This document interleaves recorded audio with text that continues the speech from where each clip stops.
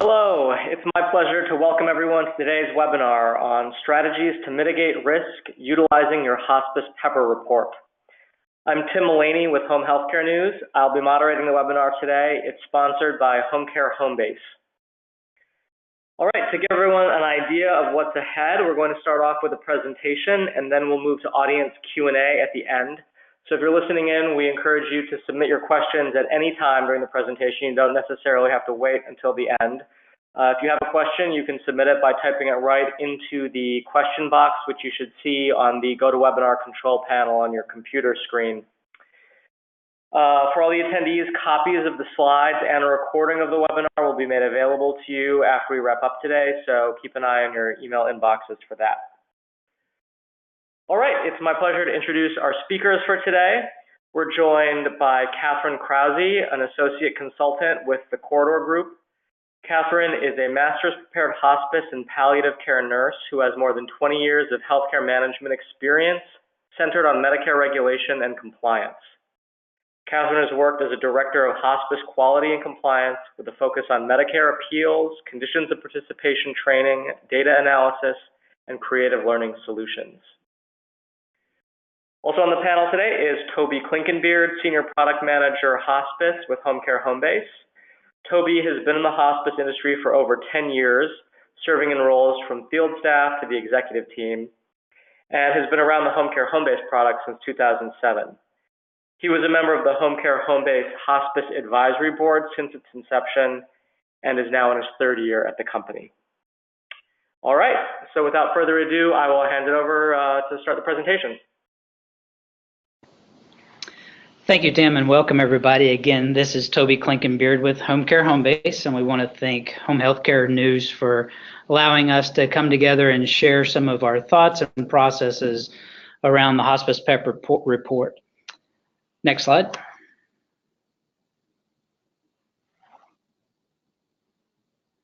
As we go through this webinar, some of the objectives that we want to come away with today is to allow you to better understand the PEPR report and understand the key indicators for review that might show red flags. Also, how to utilize a PEPR report to assess your risk for improper Medicare payments, and strategies to mitigate the risk and utilize the findings from the PEPR report. Next slide. So what is the PEPR report? PEPR report summarizes the provider-specific Medicare claims data for statistics in areas that may be at risk or targeted areas for risk. The PEPR summarizes those Medicare claims data in the target areas and compares them with the nationwide numbers, the MACs, and then by states. And as we look at these in a moment, you're going to see some of the differentiators of whether it's to your benefit to look at the nation data, to the MAC, or by your state. But why is CMS sending these PEPR reports? CMS is entitled to protect the Medicare trust fund from fraud, waste, and abuse. And so this is a tool that they use to find those lines and then for you to use those to assess your own agencies to know where to look at. And PEPR cannot identify improper Medicare payments, but again, it gives you some of those areas that you may want to be looking at. Next slide. So the latest Hospice PEPR report was released on April the 16th, 2018, and the website is there for you to access to go to it. Of course, the PEPR report is restricted to your provider and to those executive officers in the agency to be able to access it. Of course, you need your PTAN number, and that it also summarizes for the last 3 fiscal federal years. So the 2018 report gives you 2015, 2016, and 2017, and it refreshes every year after the release. Next slide. One of the things that we continue to see across the PEPR report is the lack of utilization of the report. And you can get to this graph by going to the PEPR website, but you can see, again, very low utilization in some areas And as quality indicators, it does help you plan your QAPIs and some of those other items around there. So if you're not accessing those PEPR reports, make sure you know how to do it. And Catherine's going to speak a little bit more to that in just a second. Next slide. And again, the comparison groups, and just so you can see this from the MAC level, is from a nationwide, your MAC jurisdiction, and then your state. Next slide. And then there's the number of target areas that are identified in that PEPR report. And so as their potential risk for improper payments, so coding or billing errors, unnecessary services. And so they're constructed as a ratio. So the numerator is your episode claims days identified as problematic, and then the denominator is the larger reference group. So some of the areas of target are, of course, live discharges, no longer terminally ill, live discharges revocation, live discharges with length of stay 61 days to 179, long length of stay, continuous home care provided in an assisted living facility, routine home care provided in an assisted living facility, routine home care provided in a nursing facility, routine home care provided in a skilled nursing facility, claims with single diagnosis codes, no general inpatient care or continuous home care, and the last one that was just added in Q4 2016 is long general inpatient care stays. Next slide.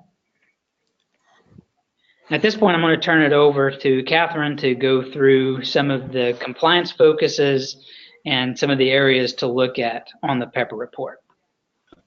Thanks, Toby, and hello, everyone. And before we look at some of the PEPR report examples, let's talk for just a moment on why the PEPR report is such a valuable tool.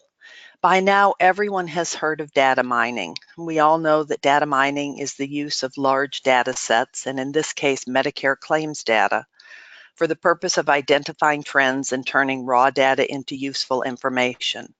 And we know that there are independent agencies that have access to this Medicare claims data set. So if other agencies and groups are monitoring our claims data, doesn't it make sense that we would want to do the same?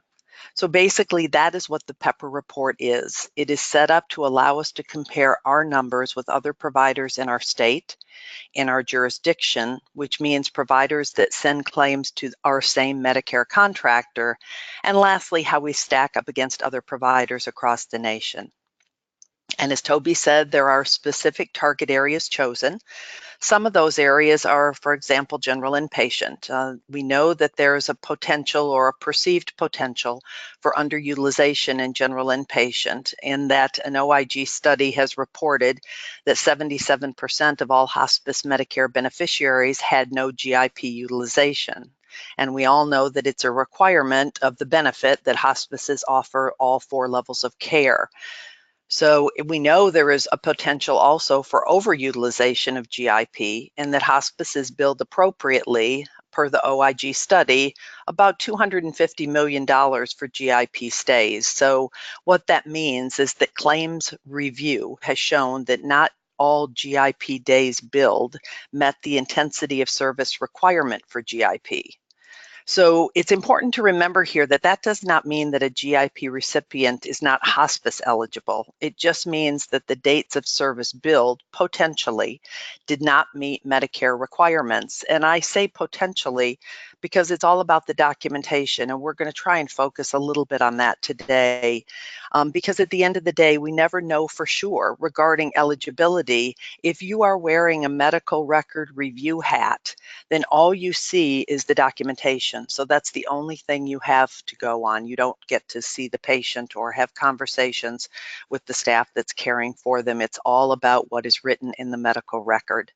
So the next target area is terminal conditions, and hospices have shown a lot of improvement in documenting all of the diagnoses that contribute to the terminal decline.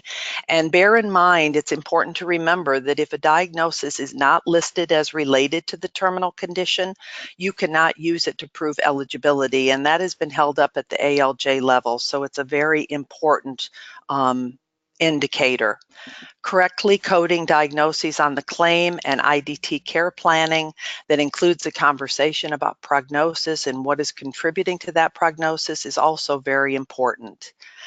Pepper report is also going to look at live discharges. They're specifically looking at revocations and readmissions, and for those length of stays after the day 61. So once that high reimbursement period has ended, they're really looking to see what's happening to patients between day 61 and day 179.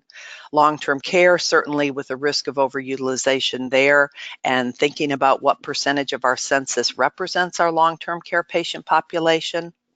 And the Pepper report uses a control limit for all of these target areas as the national 80th percentile.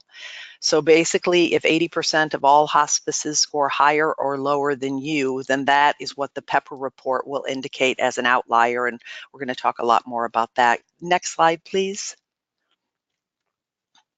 So when we open up the Pepper report, this is one of the reports that we will see. And when we think about top terminal diagnosis categories, at least in part, this component evolved as a measurement of ICD-9 to ICD-10 transition. How are hospices coding? Is everyone up to speed with it? And the honeymoon period for ICD-10 is over. Folks have put processes in place, and I believe that these percentage categories remain fairly static during that transition. So where the value is here is in understanding when hospices are admitting patients. So if you're looking at your average length of stay for any of these diagnoses and you are above the curve, that's when we need to start thinking about process. So as an example, what questions do you need to ask prior to admitting an Alzheimer's patient? Well, we need to ask, when were they diagnosed, right? Remember the disease trajectory curve for Alzheimer's, it's a fairly flat line, right? So we need to know where in that continuum our patients are falling. And we also need to know what the FAST scale score is. And why is that so important? Well, the FAST scale score really is a study in prognosis. And yes, the verbal and cognitive skills as a functional component of decline are really important because they impact care and management of the patient. But really, the reason that 7A is noted as the portal to hospice eligibility is that Medicare claims data has shown that Alzheimer's patients that reach that cognitive level of decline historically have a 6-month or less prognosis. So we use that tool as a way to measure prognosis and to measure when do we admit a patient. And 7A patients, statistically speaking, fall under that curve. So again, there's great value to reports like this. So how about one more, chronic disease patients? As a component of the hospice item set, we ask about hospitalization, right? We know what our patients' wishes are, but how do we really use that data? Do you look at that data when you review hospitalizations in IDT? Is that on your GIP dashboard? Do you have those difficult conversations with patients that help address patient wishes and hospice readiness? Really an important area to think about because all of these items really impact the length of stay of your patients. So a lot of value can be gained from reports like this. So now let's look at some of the Pepper report utilization data. Next slide, please. So I think there are quite a few folks on the call today, so I'd like to take just a few minutes to talk in some detail about how to read this report. For those of you maybe that have never had the opportunity to review the Pepper report, let's kind of step through it a little bit and see what we have. So this is a bar graph and a chart, and this is how Pepper presents hospice-specific data. So what are we looking at here? Well, this particular target area is routine home care provided in a long-term care facility. And remember that Pepper report data is claims driven, not census driven. So the blue bar is your hospice, and this view shows percentiles. So anything above the 80th percentile is considered an outlier. Now look at the table at the bottom where it says comparative data, national 80th percentile, and look all the way over to the right and you'll see the number 42%. That represents the national 80th percentile. So the 80th percentile means that 80% of all hospices have less than 42% of submitted claims in this target area, routine home care delivered in a nursing facility, and 20% have greater than 42%. Oh, lots of percentages. I know it can get confusing, but we'll keep looking at these. So now look at the top of the report. The solid red line is that national 80th percentile, which in this case is 42%. The broken red line is the jurisdiction 80th percentile. And again, those are hospices that submit claims to the same regional MAC. And the dotted red line is your state 80th percentile. So this is a 3-year view that you can see trends over time going from left to right. Each of those blue bar graphs represents 1 year of claim submission. So in this particular case, for 2 of the 3 reporting years, the hospice is above the national percentile. Does everyone see that? In other words, the solid red line intersects with the blue bar, which is the hospice. But look again here at the state and jurisdiction percentiles, those 2 broken red lines that are at the top of the graph. They are both well above the national percentile, which again is that solid red line. So this is a perfect example of demonstrating how just because you are over the 80th percentile, you're not necessarily an outlier. Compared to jurisdiction and state, this hospice's percentiles are well under the curve. But that being said, the hospice still has the burden of proof. So documentation must support claim submission.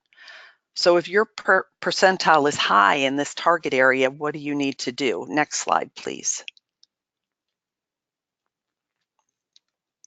Well, we need to think about what are the services that we're providing in the long-term care setting. Nursing home patients are an interesting population. They are particularly vulnerable. However, their circumstances are really unique. And there is a perceived opportunity by the government that kickbacks are, something that they need to be paying close attention to. So as hospices, we need to think, are we providing services that are normally provided by the facility staff?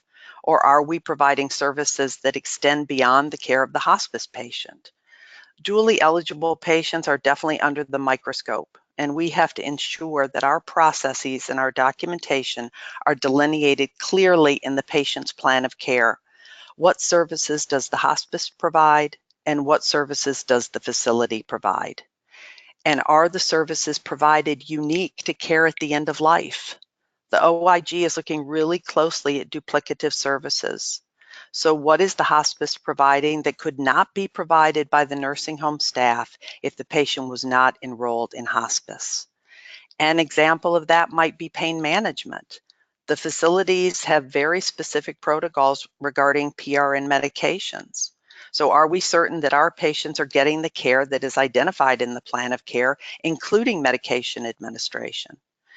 And demonstrating the role of hospice as it extends beyond custodial care is required for patients in this setting. So regardless of percentile, your documentation must support an individualized plan of care that demonstrates intensity of service normally associated with a prognosis of 6 months or less. So again, the Pepper report is really important because if the OIG is looking at your data, then you should be looking at it as well. And the data contained in the Pepper report should never be a surprise. And why is that? Well, because you're looking at your Pepper report, seeing your utilization, and then tracking those areas where you can identify risk. So let's look at another area. Next slide, please. Now on this, we're looking at long length of stay. So the national 80th percentile is down from 19% to 13.5% for long length of stay patients. And that's not overly surprising, is it? So here, our hospice benches really well against state and national. Long length of stay patients for this hospice are at 13%. So that seems really good comparatively. But it does not mean necessarily that all current processes support this metric. It bears scrutiny to ensure that all of the technical components required for claim submission are met. So this number, 13%, it does not in and of itself verify the completeness of the medical record if it was requested by Medicare for review. So is everyone seeing how to read the PEPR reports? The blue bar is the hospice, and you want that to be below the solid red line, which is the national 80th percentile. Okay, let's talk a little bit more about long length of stay. Next slide, please. So long length of stay patients are not quite, we don't worry about them quite the way we used to. Now it seems that the majority of our patients are with us for 30 days or less, and that presents its own unique set of challenges and opportunities, right? However, there is still risk for those long length of stay patients. So let's take a moment to think about that. We know that the face-to-face is a deal breaker in terms of compliance. Every component of that requirement must be met for the recertification to be considered valid. If a face-to-face is not completed within the allotted time frame, what does the hospice have to do? That's right, they have to discharge the patient. And that is why we have to include process evaluation in any performance metric study. So let's say that our number for this metric was in the red, which means it was above the national 80th percentile. Then we would have to evaluate eligibility, including referral and admission processes and documentation. But we would also have to review all of the technical requirements. Just knowing that our percentage of long length of stays is below the 80th percentile does not give us the whole picture. It's a great start, but other compliance requirements must be evaluated in conjunction with review of the PEPR report. And this is such an important element. So regardless of whether you are above or below the 80th percentile, process evaluation is still highly recommended.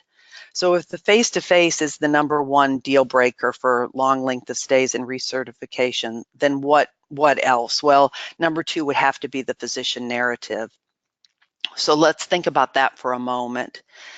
The narrative is written by the physician, hopefully utilizing all of the data available on a particular patient.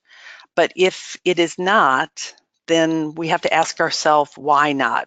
Where does the patient data come from? And I know this seems like a simple concept, but think about it. We know that it comes from the medical record, but how does it get in there? Well, it's the IDT and primarily the nurse that are responsible for documentation of all those very important patient data elements. Next slide, please. So if we know that the RN and the IDT are the primary source of the data elements that hopefully make up patient documentation, then a very important process question would be, is the physician being given all of the information needed to write a narrative that supports a prognosis of 6 months or less? And if not, why not? Now remember that regardless of your percentile on the PEPR report, if your medical records are pulled for review, then the burden of proof falls on the hospice. So if you have a long length of stay patient, all of these recertification elements must be in place. And Medicare is wanting to see data and wanting to see comparative data. So it's really important to understand within your organization, how is your data being collected and how is it being communicated?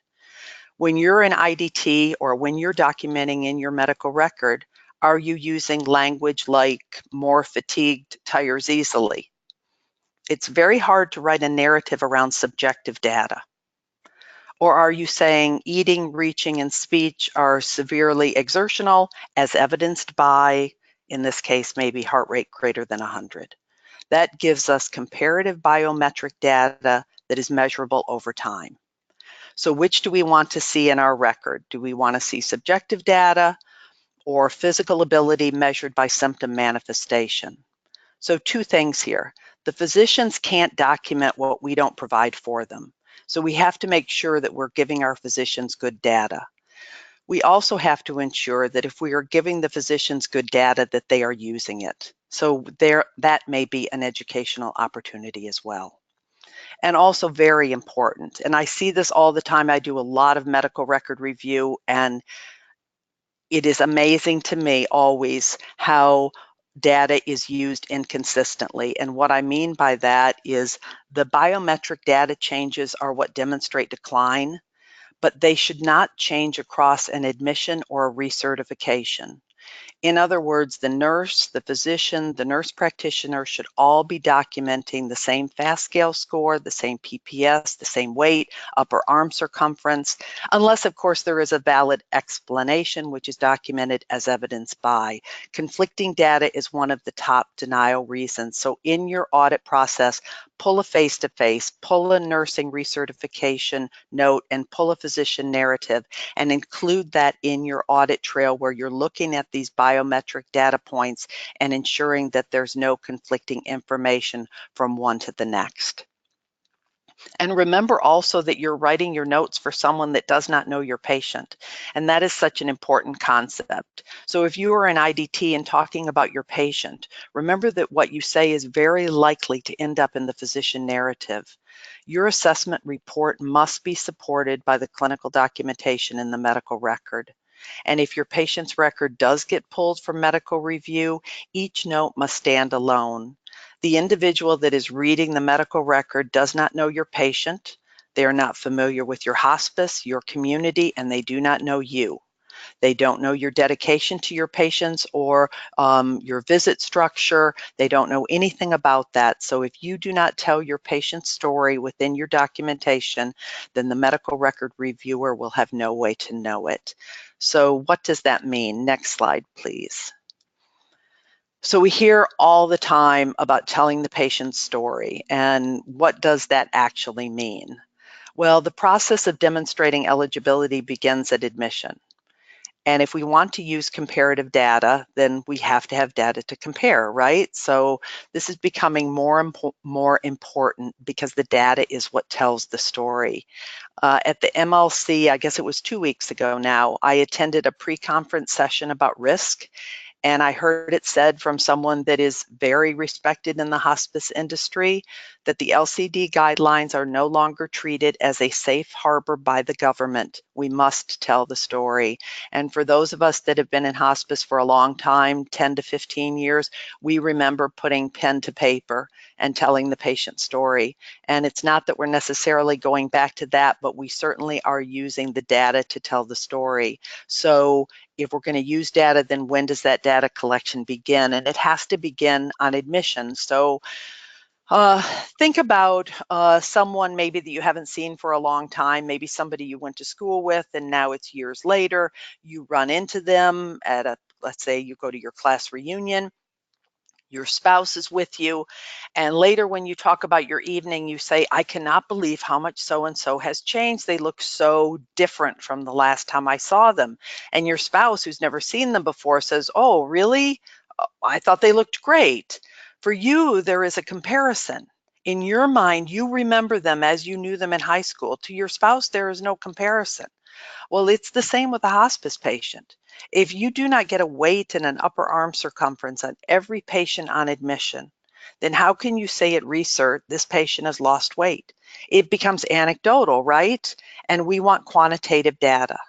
So biometric data that is comparative over time is what tells the story of decline, and that is what we want, especially with our long length of stay patients.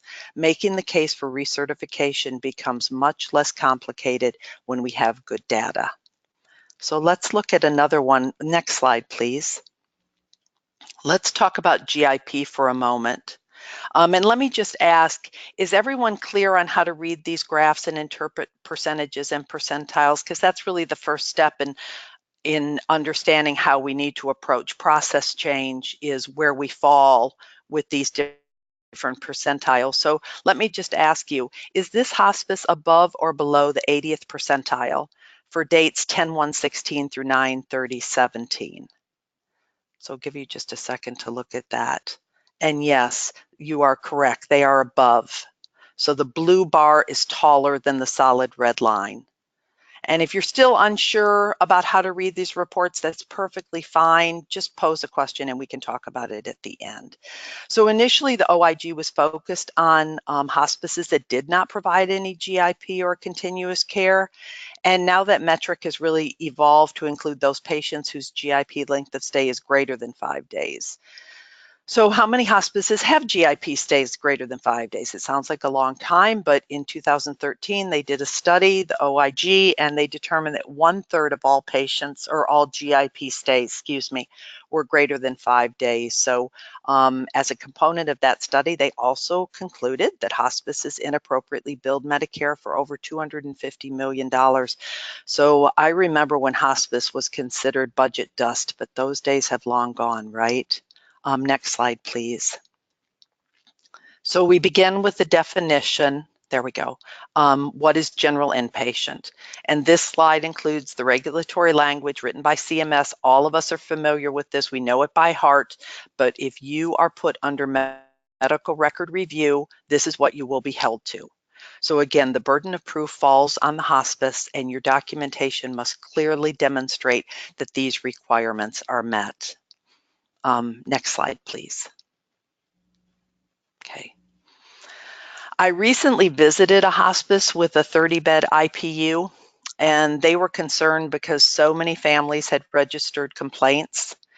And the complaint was that they felt that their loved one was being discharged from the IPU before they were ready. So this particular agency did an audit of all discharged patients over a period of time. And the results of the audit showed that not only were the discharges to routine home care appropriate, they were actually late in happening. And according to their review, many GIP days were in the gray area in terms of eligibility. And so because of this, they put an audit process in place, and they made changes in their GIP eligibility determination process, which we're going to look at in a minute. And all of this occurred because the care that they gave was so good that none of the families with loved ones in this particular facility wanted to leave. And how often does that happen? Next slide, please. So this is a hard one for hospices, right? So does an actively dying or transitioning patient meet GIP eligibility criteria? In 2017, in the final rule, CMS made a statement that got many very hopeful.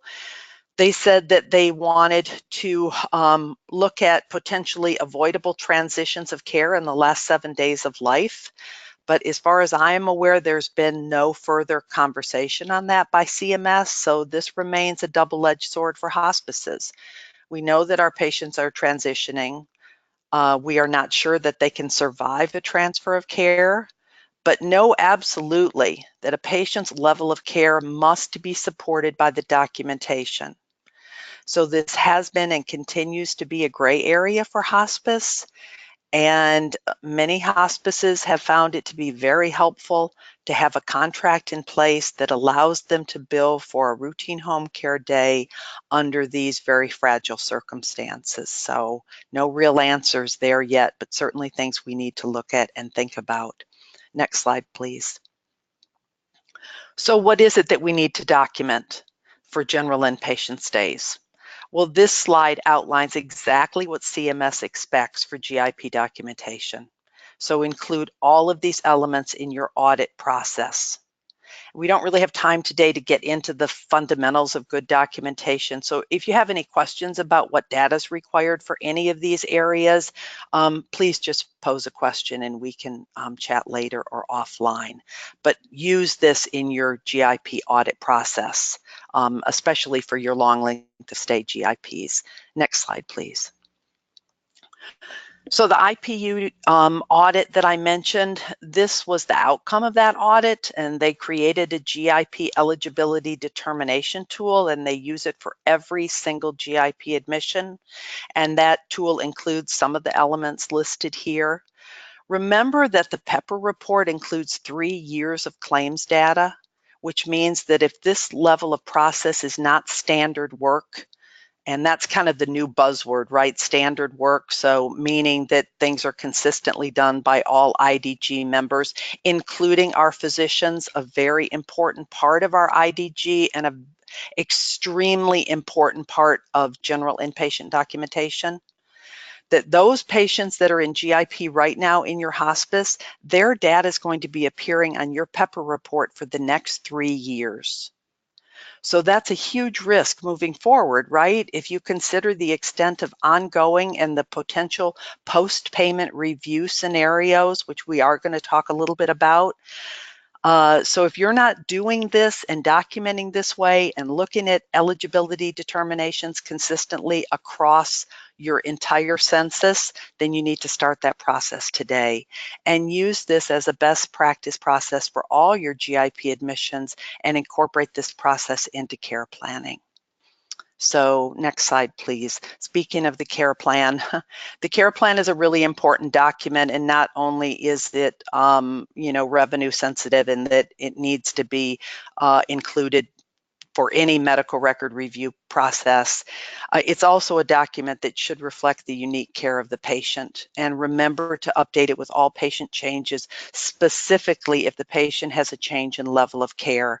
You need to include all your interventions to support that change, including things like medication escalation and titration and patient response. It's all about intensity of service.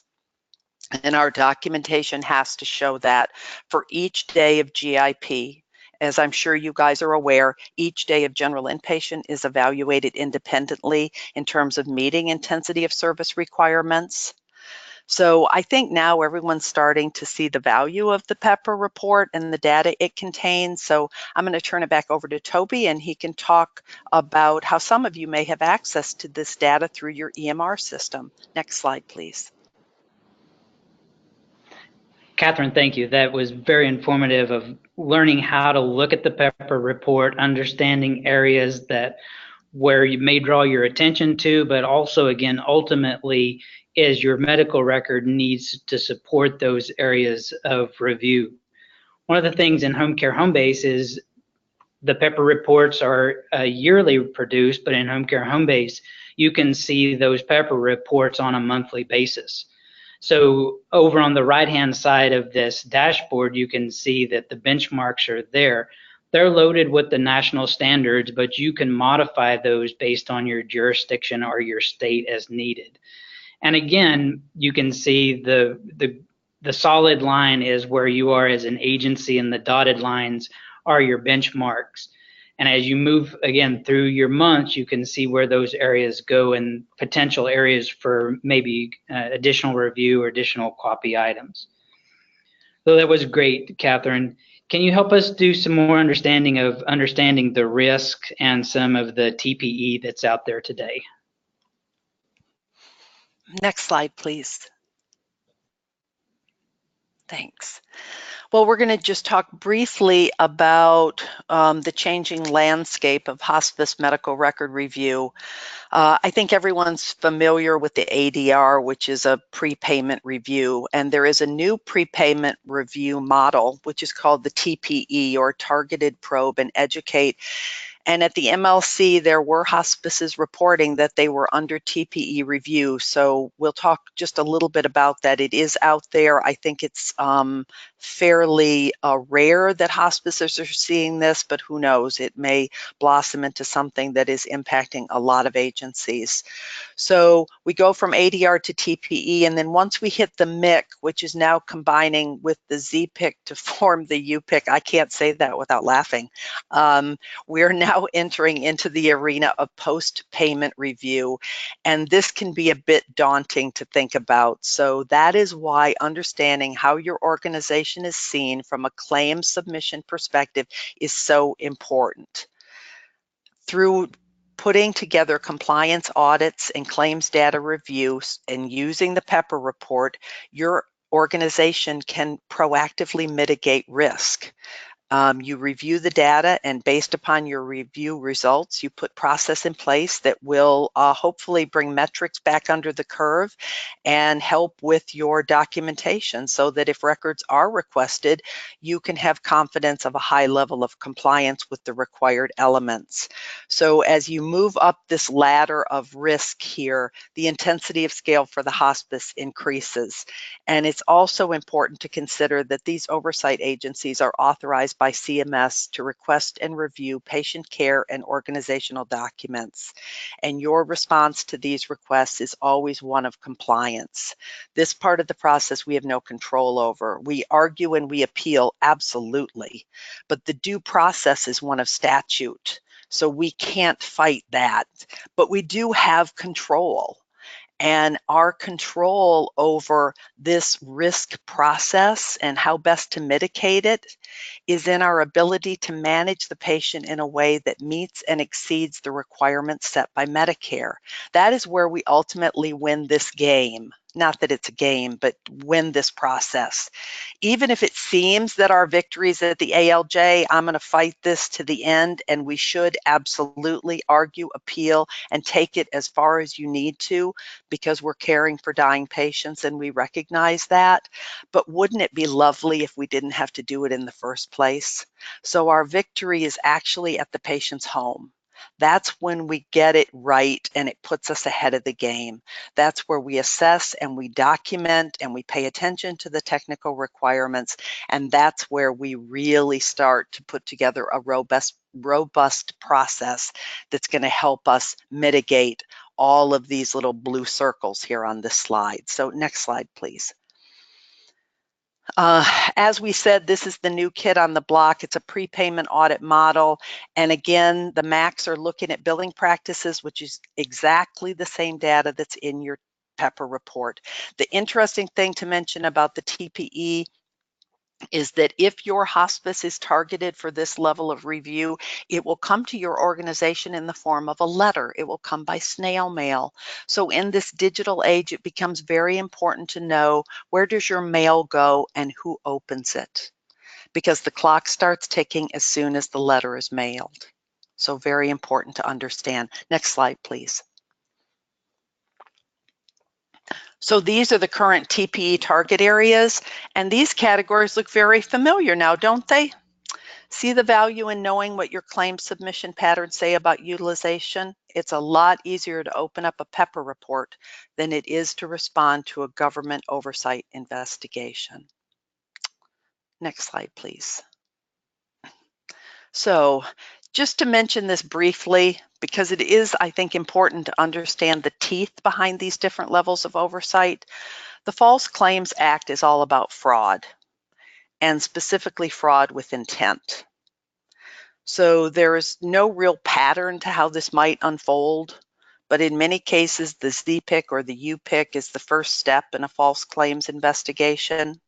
Unclear billing patterns can trigger this level of review, as well as a complaint or whistleblower. So this is where your PEPR report is really helpful, because if you are an outlier in your billing patterns and you are over time consistent in terms of having billing patterns that don't fall under the curve or don't fall below the levels of your jurisdiction, then these are risk elements that could put your hospice under the spotlight for this type of review. So regardless of how this might present for your hospice, there is a huge difference between making a mistake and having reckless intent.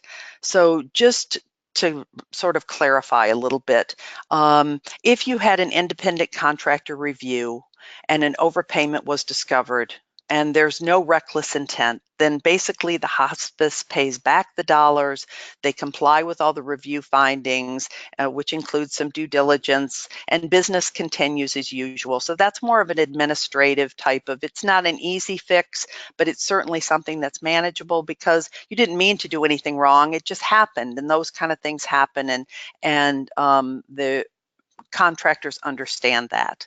So the next possibility is that they come in and there's a mistake made and there was possibly reckless intent. And like, I know it was wrong and I didn't fix it.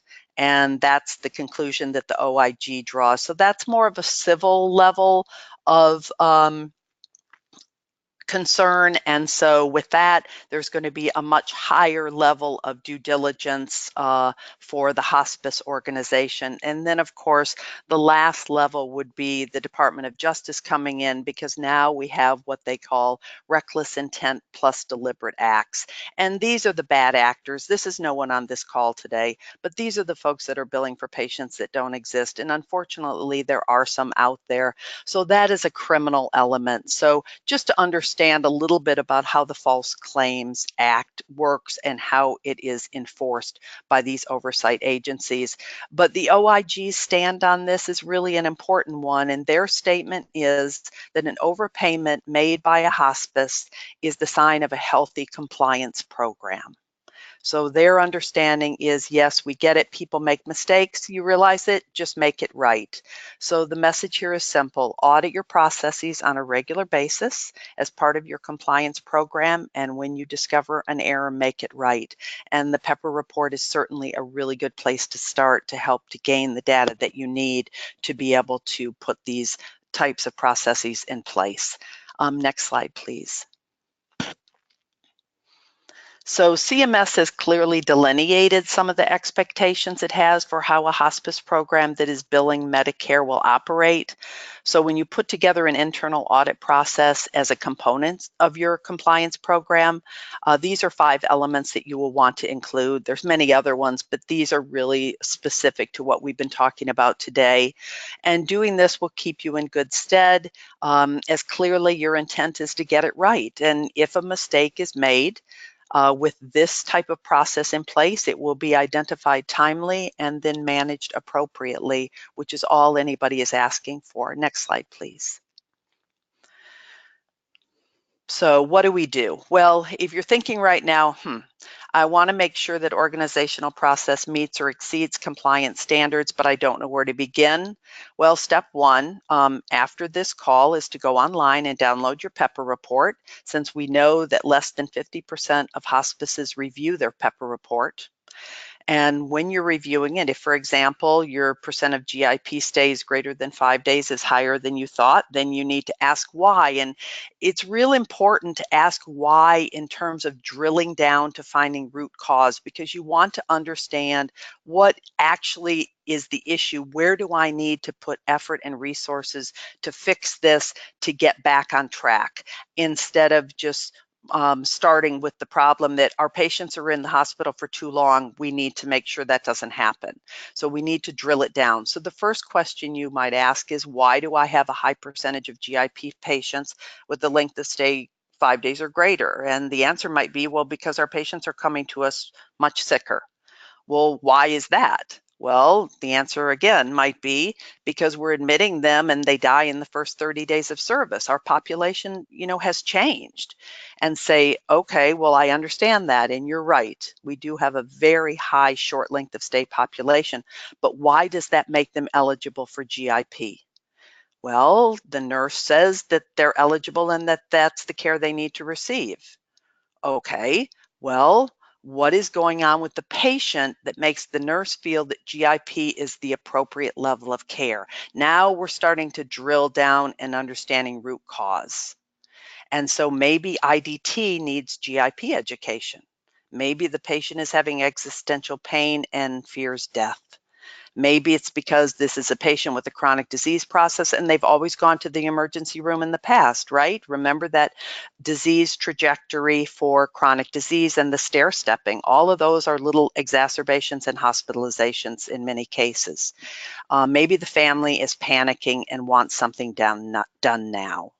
So we have to look at all the circumstances. We have to think about the interdisciplinary team, what type of care right now will help these patients, and build these scenarios and questions into your IDT discussion surrounding short length of stay patient care.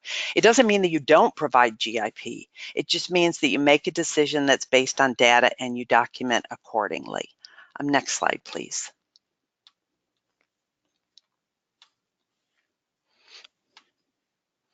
So this is a simple one. Quality and compliance, we know it has to begin at the top, that we need leadership that's going to champion a compliance process, that our strategic plan has to include those metrics that carry risk, and that implies that we're responding to data similar to the data that we've looked at today in the Pepper report.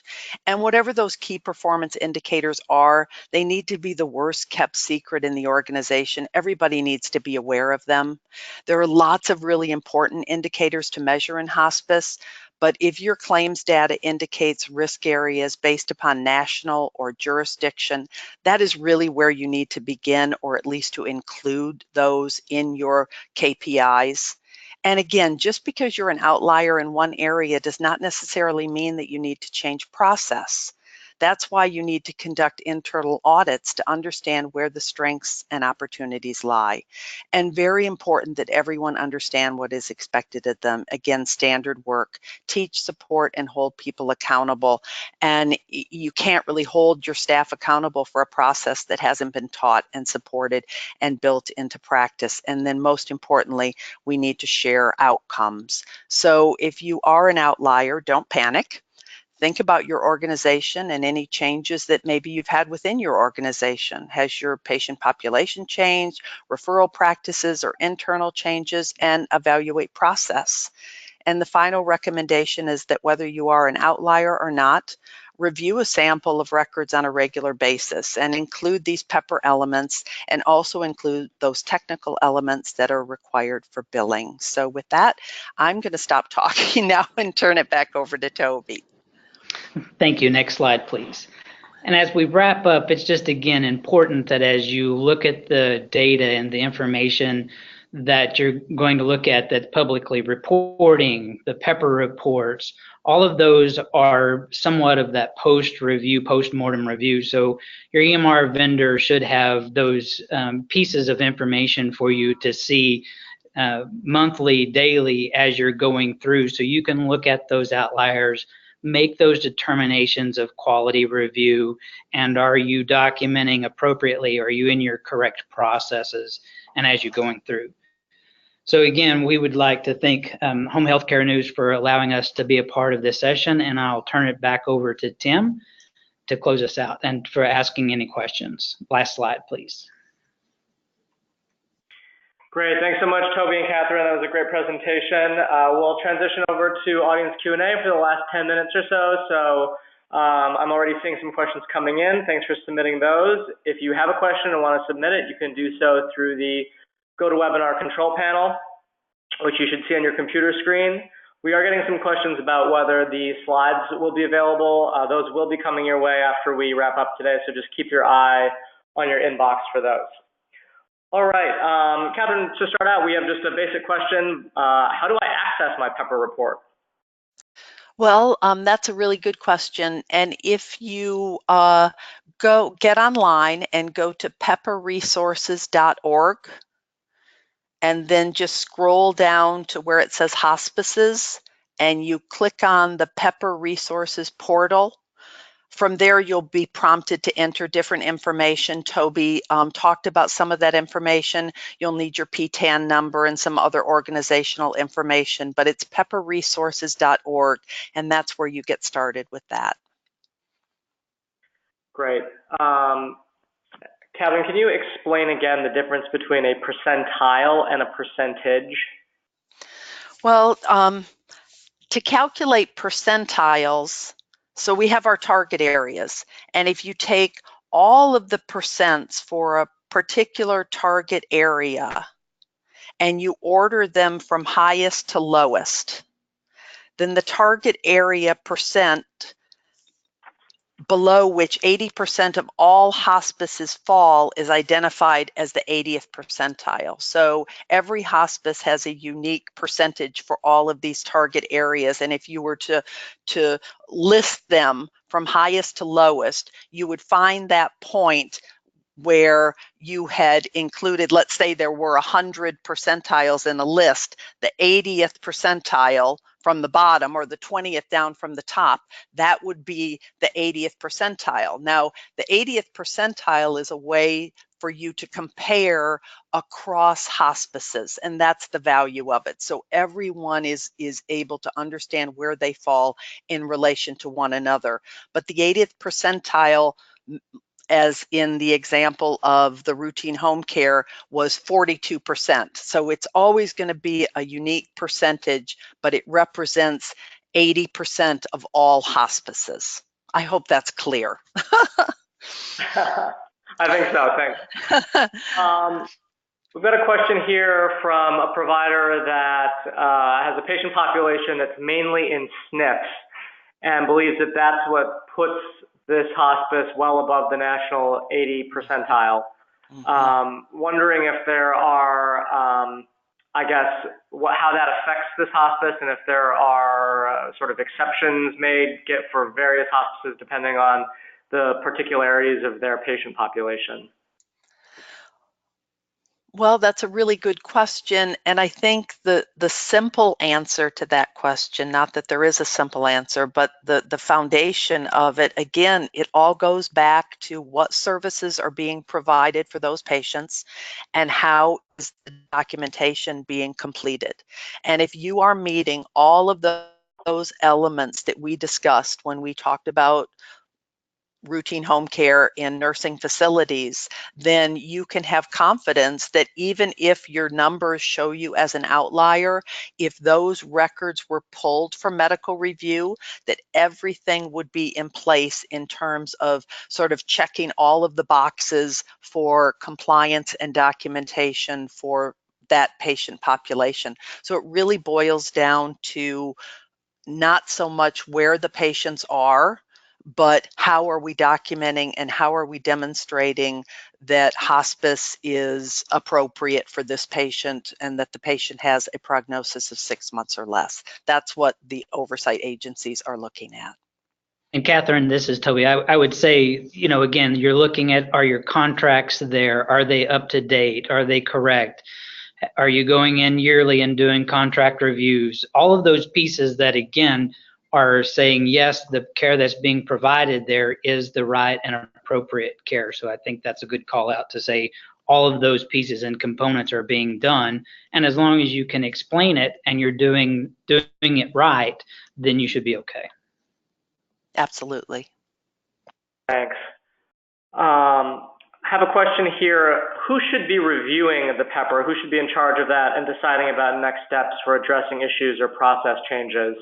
Do you want to take that one, Catherine, and then Toby, you can follow up? Well, I think that's going to be individual to the organization. The PEPR report historically is a senior leadership document, so it probably starts at that level. And then based upon what your target area percentiles show, then you're going to incorporate audits to evaluate whether or not you consider your organization an outlier in those areas. You can take the nursing home question that we just had. So you would put an audit in place to look at all of those pieces and make sure that everything that you needed was in place. This may be something that, depending upon organizational structure, goes to your compliance officer, it goes to your quality committee, it is presented to the IDT. I know some hospices that have different dashboards that they use, and they would include any of these KPIs that they've identified on their dashboard, and then that dashboard goes to IDT every week and everybody looks at it and they have conversation about it.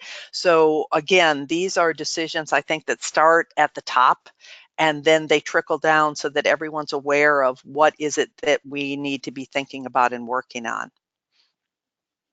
Great. Toby, And I would agree with that. Is from the leadership down, one of the nice things, again, about the home care home-based dashboards is they're easier to access. So, based on your the levels of who you give access to that to, you can see that again in the home care home-based monthly reviewing those processes. again, granted, these are not the official numbers that comes from the CMS PEPR reports, but this is information that's coming out of the system into PEPR anyway, so it should be fairly accurate and help you be able to balance that. Great. A few more questions about just reading the report itself. Wondering if you can elaborate on the target percents language on the report. What is this referring to? Do we want to hit these targets? And also if you can go over the denominator again, Catherine. Well, the target percents are we talking about for the particular hospice, or are we talking about the target percents for the state and jurisdiction and national? Those target percents are what represent the 80th percentile. And so those are the target percents that we want to stay below in terms of where our blue bar intersects those lines. I'm not sure if that's answering the question or not. I think so. The actual language was, can you cover the target count and denominator? Oh, okay. And then the denominator would be the total number for your hospice, for your, so that would be your entire, of all of your GIP stays, for example. That would be your denominator. And then the GIP stays that were 5 days or greater, then that would be your numerator. So that's how they would calculate that. For routine home care in a long-term care facility, then that would be all of your patients that receive routine home care, and then the numerator would be those patients that are receiving routine home care in a long-term care facility. Got it. And Catherine, I think back to that targeted percent is know the why. You know, if you're not within the range, know your why and be able to explain your why. Mm-hmm. Great. We are right at about the top of the hour, so I'll take one more question. I think this is a pretty good one, maybe a big picture question. Wondering why more hospices don't access their PEPR report, what's holding them back? Catherine, do you want to tackle that one first? You know, it's interesting because knowing that I was going to do this talk when I was at MLC, everybody I met, I asked them about their PEPR report. How do you use it? You know, who in your organization looks at it? Is it on your dashboard? And I ran into more hospice leadership folks that did not use the PEPR report than did. And when I asked them why they didn't use it, they said that they were doing fine in all of these target areas. So I'm not sure exactly how they knew that. I think a part of it is that hospices get so busy and there's so much out there and they're having to do so much more with so much less that some things fall through the cracks. And I think that this is one of them. And putting process in place can seem overwhelming. If business as usual is good and everything seems to be working and flowing, then sometimes we just go with what we know. And unfortunately, we don't think about it until something changes and we have to, or we get hit with one of these audit or government oversight audit processes. And then we wish, looking back, that we had maybe been more proactive so we wouldn't have to be so reactive now. That makes sense. Toby, anything to add there? No, I totally agree with Catherine. All right. Well, thanks so much to both of you. I think this was a great, really deep presentation, and thanks to all the attendees for tuning in and for submitting good questions. I think I got through most of the questions in the queue. If I missed yours, I apologize. You see on this last slide, we have our panelists' email addresses, so you can reach out to them directly if you have follow-ups for them. A big thanks to everyone once more, and I hope everyone has a good afternoon. Thanks again, Tim. Thank you.